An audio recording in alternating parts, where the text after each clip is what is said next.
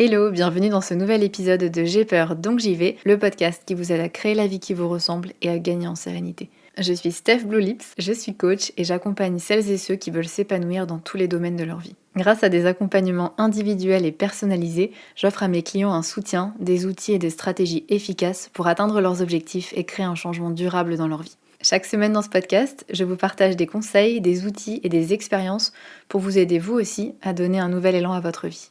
Vous êtes prêts ? C'est parti! Hello à toutes et à tous, je vous retrouve aujourd'hui pour parler d'un sujet qui me tient particulièrement à cœur. C'est ces moments où on réalise qu'on ne s'épanouit plus dans son métier parce qu'on a changé, parce qu'on a évolué, mais on réalise pas toujours que c'est ça le problème. Parfois on se dit que c'est juste une mauvaise passe, ou que finalement c'est l'entreprise qui ne nous correspond pas, ou que ça va pas avec notre manager. Alors on change de boîte, on change d'équipe, et parfois ça va mieux pendant quelques mois parce que la nouveauté, parce que le challenge, parce que c'est un nouveau défi. Et puis le malaise revient. On a cette sensation de ne pas être à sa place ou de plus être à sa place. On n'est pas motivé. Et parfois on essaye de se raisonner. On se dit que c'est normal de ne pas aimer le lundi, que le travail c'est le travail, que personne n'aime ce qu'il fait à 100%. Mais au fond, on sent bien que c'est plus que ça. Personnellement, je suis passée par cette phase et par ces questionnements et je me souviens de cette période où j'allais au travail avec la boule au ventre en fait, alors que sur le papier, j'avais tout pour être heureuse, mais je me sentais complètement démotivée et j'avais vraiment un malaise qui était plus profond. Peut-être que c'est votre cas aussi et que vous vous dites que vous devriez être reconnaissant ou reconnaissante d'avoir ce poste, que vous avez un bon salaire, que vous avez la sécurité de l'emploi, que peut-être vous avez fait plein d'années d'études pour en arriver là et que les autres, ils ont l'air de s'épanouir dans ce métier, donc pourquoi pas vous finalement? Et puis en plus, votre équipe, elle est sympa et peut-être que vous êtes trop difficile, que vous en demandez trop. Si vous vous dites tout ça, ce que je veux vous dire avant toute chose, c'est que c'est pas un caprice, c'est pas de l'ingratitude et c'est peut-être pas votre job le problème, c'est peut-être simplement que vous avez changé, que vous avez évolué et que ce qui vous motivait avant ne vous fait plus vibrer aujourd'hui, que vos valeurs ont changé, que vous avez développé peut-être de nouveaux centres d'intérêt, de nouvelles aspirations et c'est un petit peu comme une relation amoureuse en fait. Parfois on grandit, on évolue et ce qui nous comblait avant ne nous correspond plus. Ça veut pas dire que c'était une erreur, juste qu'on n'est plus la même personne avec plus les mêmes besoins et plus les mêmes attentes. Donc dans cet épisode, je vais vous partager 5 signes qui montrent que c'est peut-être vous qui avez changé, qui avez évolué et que c'est pour ça que vous n'êtes plus épanoui dans votre situation professionnelle actuelle. Ce sont des signes que j'ai observés dans mon propre parcours, mais aussi chez des personnes que j'accompagne dans leur transition professionnelle. Et vous allez voir que c'est totalement normal et c'est ok d'évoluer. Vous n'êtes pas instable, vous n'êtes pas trop exigeant ou exigeante. Au contraire. Et ensuite, bien sûr, je vous partagerai des pistes pour appréhender ce changement et pour gérer ce changement et cette évolution. Alors, le premier signe, c'est que ce qui vous motivait avant ne vous fait plus vibrer du tout. Je m'explique. Peut-être qu'au début de votre carrière, vous étiez super enthousiaste à l'idée de travailler pour une grande entreprise, vous aviez des étoiles dans les yeux à l'idée de travailler pour telle marque, vous aviez envie d'avoir un poste à responsabilité, ou peut-être c'était le salaire ou les avantages qui vous faisaient vous dire waouh, j'ai réussi. Mais aujourd'hui, c'est plus le cas. Ça ne vous nourrit plus. Ça suffit plus à vous donner envie de vous lever le matin pour aller bosser.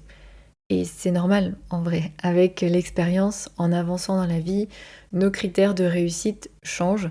Ce qu'on considérait comme des signes de réussite, le salaire, le statut, le prestige de l'entreprise, ça ne résonne plus de la même façon. Et c'est un petit peu comme si on avait grimpé une montagne qu'on pensait être la montagne à gravir, et une fois au sommet, on réalise que c'est peut-être pas la bonne montagne, que la réussite telle qu'on nous l'a vendue ne correspond pas forcément à notre définition personnelle du succès et de ce qui est une vie réussie. Maintenant, vous aspirez peut-être à autre chose, à plus de sens, à plus d'impact, à plus d'alignement avec vos valeurs. Peut-être qu'aujourd'hui, vous aspirez à un travail qui vous fait vibrer pour ce qu'il est et pas pour ce qu'il représente aux yeux des autres. Tout ce que je vous dis là, c'est pas évident à accepter, surtout quand on a fait tout comme il faut, entre guillemets, quand on a fait les bonnes études, on travaille pour une belle entreprise, qu'on évolue dans notre carrière ou qu'on a la possibilité d'évoluer. On peut se sentir ingrate de pas être satisfait, pas être satisfaite par ces choses qui peut-être nous faisaient rêver avant et que beaucoup envient.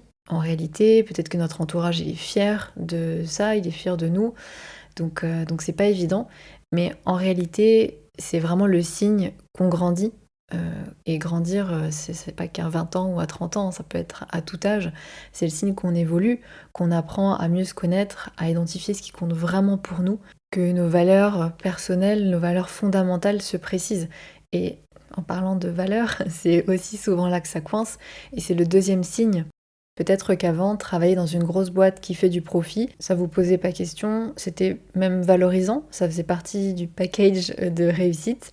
Mais maintenant, vous posez des questions sur peut-être l'impact environnemental ou social de votre entreprise. Ou peut-être que vous ne vous retrouvez plus dans cette course à la performance, aux objectifs toujours ambitieux, toujours plus. Ou ça peut être par rapport aux services, aux produits que votre entreprise vend ou que vous vendez, où vous vous demandez quelle est l'utilité réelle de ça en fait. Et puis pour certaines personnes, le désalignement en termes de valeurs, il se fait dans les pratiques de l'entreprise. Elles peuvent ne plus supporter la culture d'entreprise, la culture du présentéisme, les heures sup qui sont pas comptées et c'est vu comme normal. Tout ça, c'est plus ok. Et ce changement en termes de valeurs, c'est quelque chose que j'observe beaucoup, notamment après un événement marquant de la vie. Ça peut être un voyage qui vous a ouvert les yeux sur d'autres façons de vivre, sur d'autres façons de travailler. Ça peut être la parentalité aussi souvent, qui fait réaliser l'importance d'être en accord avec ses valeurs pour montrer l'exemple, ou l'importance d'avoir un bon équilibre pro-perso parce que c'est important maintenant de passer du temps avec son enfant, avec ses enfants. Pour certaines personnes, ça peut aussi être un burn-out qui fait que on réévalue ce qui compte vraiment, qu'on réévalue ce qui est vraiment important pour nous. Ça peut être aussi une rencontre qui nous inspire ou qui nous fait un petit peu changer notre vision du travail. Toutes ces expériences peuvent nous transformer, peuvent faire qu'on voit les choses différemment et d'un coup, ce qui nous paraissait normal, ce qui nous paraissait acceptable, peut devenir un petit peu source de conflit intérieur. On se demande, est-ce que c'est vraiment ça que je veux? Est-ce que c'est vraiment ça que je veux incarner? Est-ce que je cautionne ça? Et ce qui est intéressant, c'est que c'est pas l'entreprise en tant que telle qui a changé, ou le monde du travail qui a peut-être toujours fonctionné comme ça, mais c'est notre regard qui a changé, c'est nos valeurs qui se sont affinées, qui se sont précisées, parce que en soi, notre système de valeurs à nous, il change pas du tout au tout du jour au lendemain. En fait, il est assez ancré, mais parfois, on peut ne pas avoir conscience de certaines de nos valeurs parce que on est encore un peu dans le système de valeurs familiales, où on suit des normes culturelles. Et puis en avançant dans le temps ou avec des événements de la vie, on prend conscience de nos vraies valeurs à nous, de nos priorités, de ce qui nous nourrit. Et c'est un petit peu comme si on avait une nouvelle paire de lunettes qui nous fait voir les choses sous un autre angle. Et ce qui est un peu compliqué, c'est qu'une fois que... Enfin compliqué. Ce qui se passe, c'est qu'une fois qu'on les a vus, c'est difficile de faire comme avant.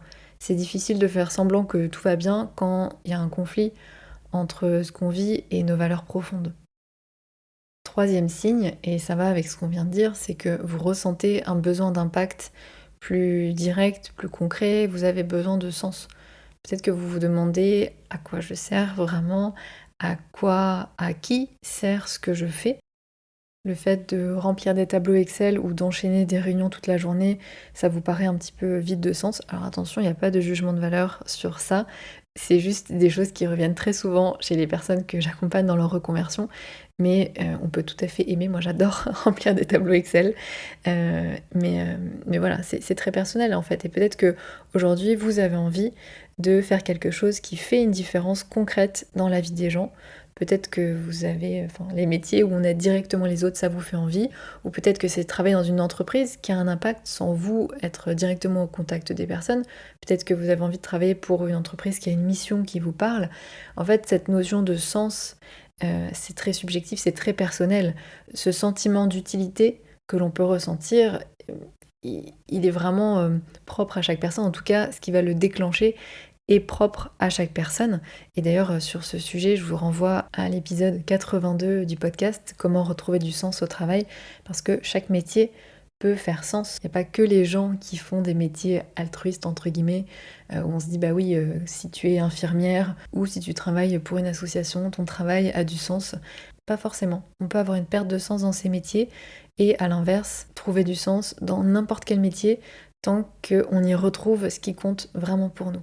Et ce que je constate aussi beaucoup, c'est que ce besoin d'impact, de sens, il est souvent lié à une prise de conscience plus large que la vie est courte, que le temps est précieux, alors autant le passer à faire quelque chose qui compte vraiment pour nous, qui correspond à notre vision du monde, à nos aspirations profondes, etc. Quatrième signe qui montre que vous avez évolué et que c'est sans doute pour ça que vous n'êtes plus épanoui dans votre job, dans votre métier, c'est que vous vous y sentez à l'étroit. Il y a ce besoin d'apprendre, de vous développer, qui n'est peut-être plus nourri. Au début, tout est nouveau, c'était stimulant, et peut-être que, enfin, même au-delà du début, peut-être que vous avez eu une évolution de carrière qui était chouette, mais maintenant vous avez l'impression d'avoir fait le tour, de vous sentir à l'étroit dans ce que vous faites, et un petit peu comme si vous portiez des vêtements qui sont devenus trop petits pour vous. Vous avez développé de nouvelles compétences, vous avez pris confiance en vous, vous voyez peut-être plus grand, plus large, et votre poste n'a pas évolué au même rythme que vous.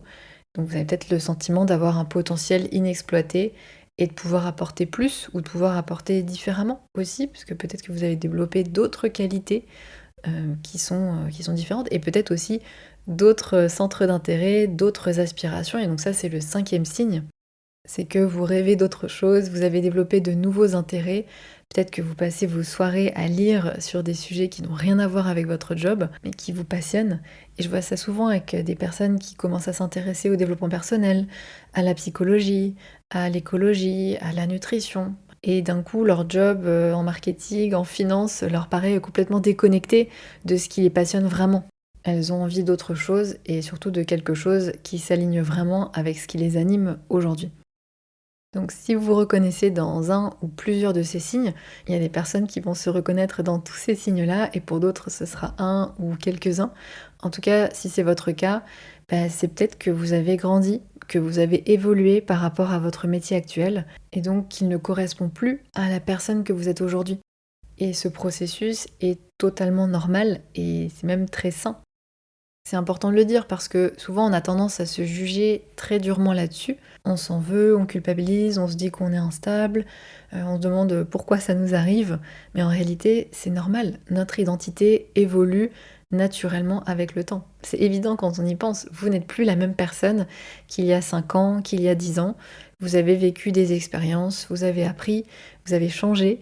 Et pourquoi s'attendre à ce que votre rapport au travail reste exactement le même ? Pour reprendre l'exemple des relations amoureuses, on trouve normal qu'un couple qui s'est formé à 20 ans ne fonctionne plus à 30 ans parce que les personnes ont évolué différemment, ont évolué dans des directions différentes. Avec notre métier, c'est pareil. Le job qui nous correspondait parfaitement il y a quelques années peut ne plus nous correspondre aujourd'hui. Le job qu'on a choisi à 20 ans, voire avant, bien avant pour certaines personnes, peut ne plus correspondre à la personne qu'on est devenue, tout comme le job qu'on a choisi à 30 ou 40 dans le cadre d'une première reconversion peut ne plus nous correspondre aujourd'hui. On évolue, les expériences que l'on vit nous transforment, parfois même sans qu'on s'en rende compte.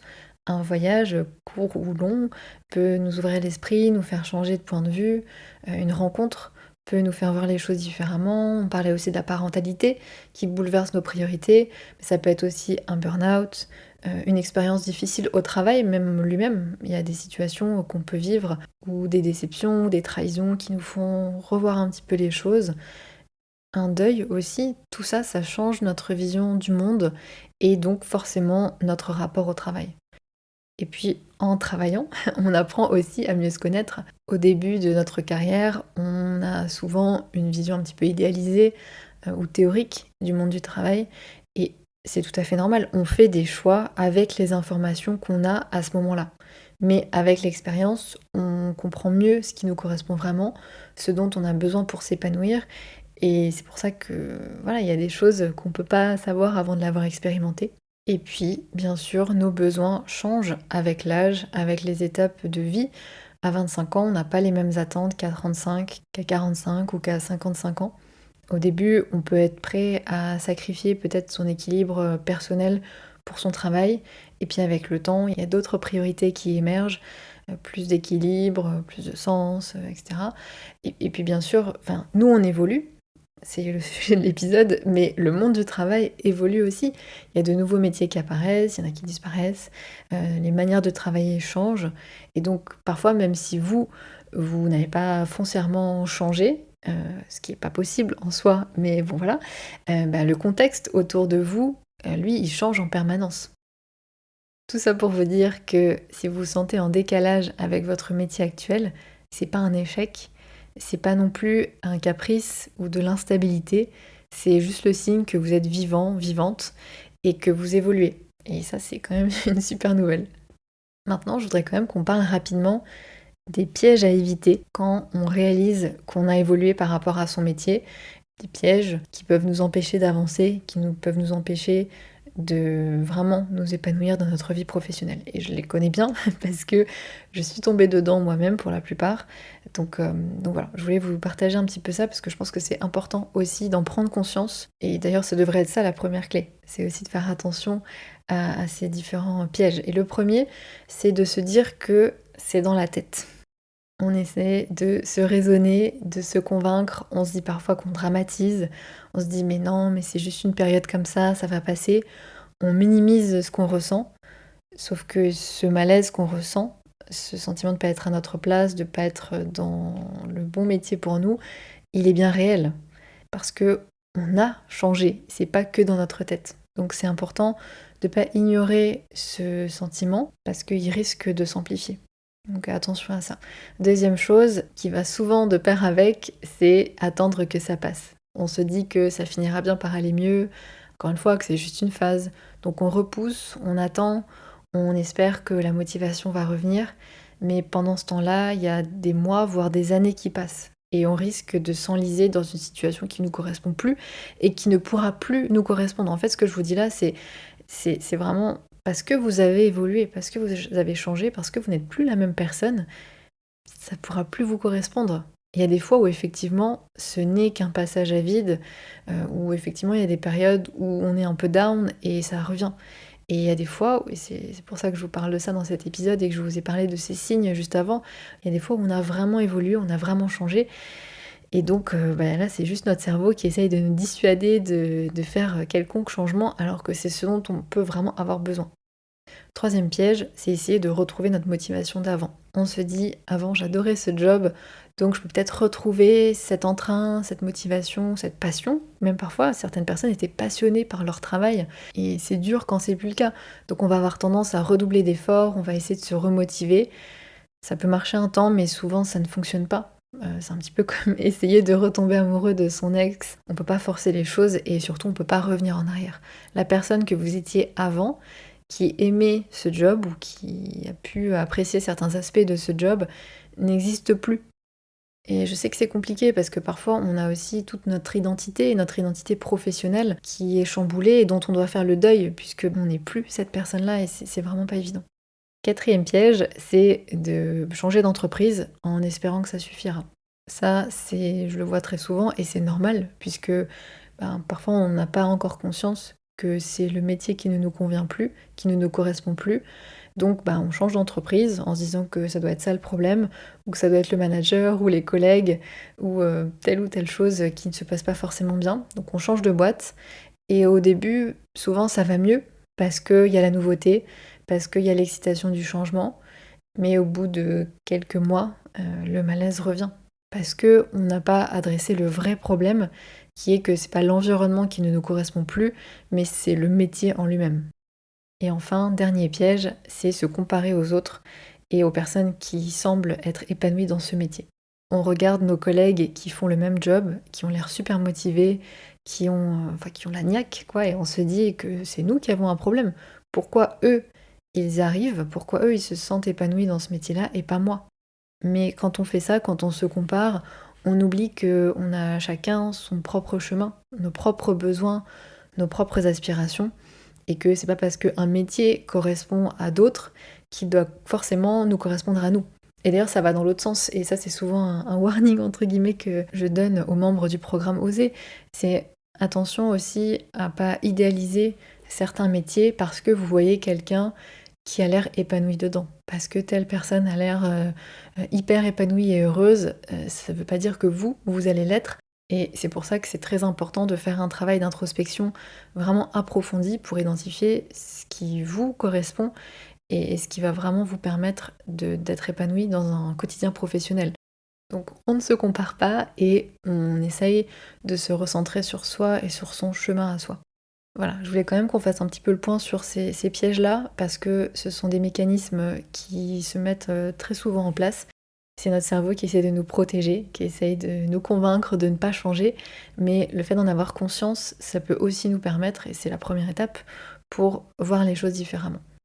Maintenant, comment accueillir ce changement? Quand on réalise qu'on prend conscience qu'on a évolué, ça peut susciter beaucoup de peur, beaucoup de doutes, et c'est tout à fait normal, mais ça peut être aussi le début d'une super aventure, ça peut être la première pierre d'un nouveau chapitre professionnel qui est beaucoup plus épanouissant, qui est beaucoup plus aligné et nourrissant pour vous. Donc la première chose que je vous invite à faire, c'est accepter. C'est la base bien sûr, mais c'est accepter que c'est ok d'évoluer, reconnaître que c'est naturel, que c'est sain d'évoluer, qu'on évolue tous et que notre relation au travail évolue aussi. Vous n'êtes pas censé rester la même personne que vous étiez au début de votre carrière ou même que vous étiez il y a 2 ans ou il y a 5 ans. En fait, ces changements, ça montre que vous avez gagné en maturité, que vous avez gagné en connaissance de vous-même, que vous affinez ce qui est important pour vous. Donc ne culpabilisez pas, s'il vous plaît, de ça. N'essayez pas de lutter pour redevenir la personne d'avant. Et au contraire, je vous invite à accueillir cette évolution comme une belle progression personnelle. Autorisez-vous à la vivre. Vous avez le droit d'avoir des aspirations différentes d'hier et c'est en aucun cas un manque de gratitude ou de loyauté envers votre parcours passé. Premier point, accepter, faire la paix avec ce qui est. Deuxième point qui est super important, j'ai un petit peu teasé déjà, mais c'est d'arrêter de culpabiliser. Alors bien sûr, je dis arrêter de culpabiliser, il n'y a pas de bouton on-off, c'est beaucoup plus facile à dire qu'à faire, et surtout quand on a un bon job, entre guillemets, qu'on a fait des études, parfois longues, que notre entourage nous dit qu'on devrait être content, etc. C'est normal de ressentir de la culpabilité. Mais rappelez-vous que l'épanouissement, ça ne se limite pas à des cases cochées ou à un titre sur votre profil LinkedIn ou sur votre CV. Notre épanouissement professionnel n'est pas proportionnel à notre salaire ou n'est pas lié à un statut. C'est pas un caprice de vouloir quelque chose de plus aligné avec nos aspirations actuelles. Vous avez le droit d'être épanoui au travail, en fait, c'est pas que pour les autres, vous y avez le droit aussi. Et rappelez-vous aussi que votre parcours jusque-là n'a pas été inutile. Toutes les expériences, même celles qui vous satisfont plus aujourd'hui, ou même celles où vous dites mais peut-être que j'aurais pas dû prendre cette décision ou faire ce choix-là, en fait toutes ces expériences vous ont appris quelque chose. Ou en tout cas vous pouvez en tirer des leçons. Nos expériences, notre passé fait partie de nous, mais n'a pas à nous enfermer. Donc je vous invite vraiment à accueillir cette culpabilité, parce qu'on ne peut pas s'empêcher de ressentir certaines choses, mais autorisez-vous à chercher un chemin, une voie professionnelle qui résonne davantage avec qui vous êtes aujourd'hui, tout en ayant cette culpabilité. En fait, on peut faire des choses en ressentant des émotions contradictoires parce qu'on sait qu'on est en train de faire la bonne chose pour nous. Troisième chose que je vais vous partager pour faire face à ce changement, à cette évolution, c'est de le voir comme une opportunité plutôt qu'un échec.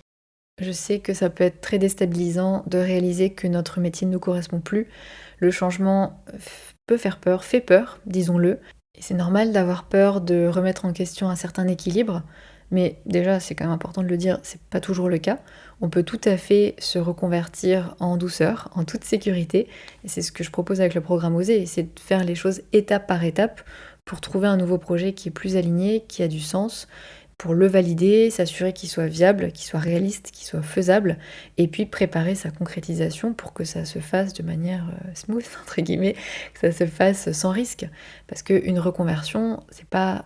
Alors, j'allais dire c'est pas forcément, en tout cas, tout quitter du jour au lendemain. C'est pas forcément perdre en salaire ou en statut. Alors bien sûr, vous avez le droit de tout quitter du jour au lendemain, il n'y a aucun souci avec ça. Si vous sentez que c'est la bonne décision pour vous et que vous vous sentez prêt ou prête à le faire, il n'y a aucun problème. Mais si vous avez des peurs, des doutes, des appréhensions, des inquiétudes, ce qui est 100% normal face à un tel changement, il est aussi possible de faire les choses step by step, étape par étape, et de se sécuriser en fait à chaque étape pour faire en sorte de transitionner en douceur vers un nouveau projet professionnel, vers un nouveau chapitre professionnel qui est plus épanouissant sans tout chambouler d'un coup et sans tout remettre en question. En tout cas, c'est mon approche. Bref, l'idée, c'est de voir que derrière cette période qui peut être difficile, parce que c'est pas cool hein, d'être démotivé, d'aller au travail à reculons, de se poser plein de questions. Derrière tout ça, il y a aussi une chance. C'est l'occasion de se réinventer, c'est l'occasion d'explorer de nouvelles possibilités, c'est l'occasion de créer une vie professionnelle qui nous correspond vraiment et qui correspond à qui on est aujourd'hui. Le regard que l'on porte, le jugement que l'on porte sur une situation, sur notre situation, ça change beaucoup de choses. Parce que si vous vous dites que cette remise en question, c'est le début d'une période de transformation positive, oui, ça vient chambouler et c'est pas toujours évident, mais ça peut être fun, ça peut être enthousiasmant et surtout ça peut être le début d'un nouveau chapitre professionnel où vous êtes motivé, où vous êtes excité à l'idée d'aller bosser, ça change tout. Et vous allez vous autoriser à tester, à explorer en douceur. Donc ça m'amène au point suivant, qui est de vous autoriser, pour gérer au mieux ce changement-là, vous autoriser à explorer d'autres possibilités. Vous n'êtes pas, encore une fois, obligé de tout plaquer du jour au lendemain, mais je vous invite à commencer à être curieux, curieuse, à vous ouvrir à d'autres horizons, et ne pas attendre de détester votre job avant de commencer à réfléchir à la suite. Vous pouvez déjà commencer à explorer, à tester, à faire de l'introspection dès maintenant et à faire, et ça c'est mon dernier point, à faire confiance à votre intuition. Ne l'enterrez pas, ne l'ignorez pas. Si vous ressentez ce décalage avec votre métier actuel, cette impression de plus être à votre place, c'est pas pour rien. Votre corps, votre esprit essaye de vous dire quelque chose. Donc je vous invite à écouter ces signaux, à écouter ces ressentis, parce qu'ils sont précieux. Donc essayez d'être à l'écoute de vous-même, parce que personne ne connaît aussi bien vos besoins que vous-même. Et justement, pour vous aider à y voir plus clair dans cette phase de questionnement, j'ai un petit cadeau pour vous. Si vous êtes resté jusque-là dans l'épisode, j'ai créé un carnet de bord spécial reconversion qui va vous aider à poser les bases de votre transition professionnelle. C'est comme un petit défi sur 5 jours. Ça vous prendra entre 5 à 15 minutes par jour. Et chaque jour, je vais vous proposer un exercice ou un outil assez simple mais puissant pour faire le point sur votre situation actuelle, pour identifier vos talents cachés, pour commencer à visualiser une vie professionnelle qui vous fait vraiment vibrer, pour identifier vos aspirations, bref, pour vraiment faire le point sur qui vous êtes devenu et poser les bases d'un changement réfléchi. Je vous mets le lien dans la description de cet épisode et vous pourrez aussi le retrouver dans ma bio sur Instagram. Je suis trop contente de cette nouvelle ressource gratuite. Je sais que ça vous fait toujours plaisir quand je vous propose comme ça des petites nouveautés. Donc voilà, je suis super contente de vous proposer celle-ci. Je suis vraiment hyper fière du contenu et du design. J'ai trop hâte que vous découvriez ce carnet de bord et d'avoir vos retours après avoir fait les exercices. Le lien, encore une fois, est dans la description de cet épisode, qui j'espère vous a plu, vous a aidé à comprendre un petit peu ce que vous traversez, peut-être à mettre des mots dessus. Moi, je vous remercie pour votre écoute, pour votre fidélité. C'est hyper précieux pour moi et c'est ce qui me motive à continuer d'enregistrer ce podcast même après 4 ans. Donc merci. Et je vous souhaite une bonne journée, une bonne soirée ou une bonne nuit. Et on se retrouve dans 2 semaines. Ciao!